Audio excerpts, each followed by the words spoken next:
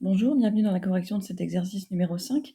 Alors, le tableau donne la répartition des salariés d'une grande entreprise selon leur âge, donc moins de 40 ans ou 40 ans et plus, et le secteur dans lequel ils travaillent, donc administratif ou commercial.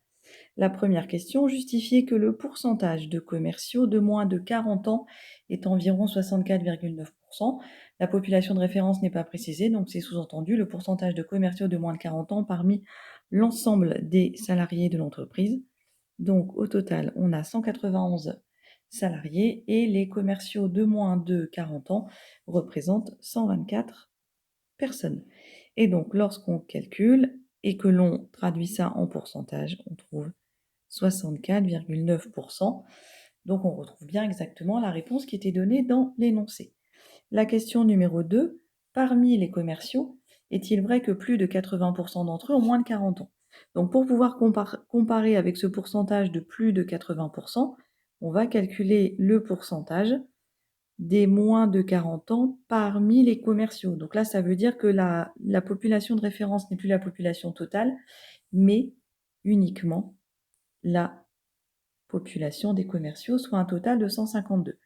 Et parmi ces commerciaux, les moins de 40 ans représentent 124 personnes. Si l'on calcule ceci, donc on va se mettre en pourcentage pour pouvoir comparer facilement avec le pourcentage qui nous est donné de 82%, on trouve environ 82%. Donc là, j'ai arrondi à l'unité tout simplement parce que je dois comparer avec le pourcentage de 80, donc j'ai pas forcément besoin d'avoir un chiffre beaucoup plus précis que ça. Donc, pardon, excusez-moi. Donc là, je vais expliquer ici. Donc, parmi les commerciaux,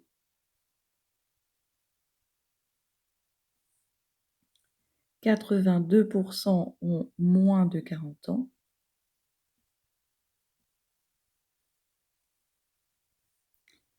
Ce qui est bien supérieur à 80%.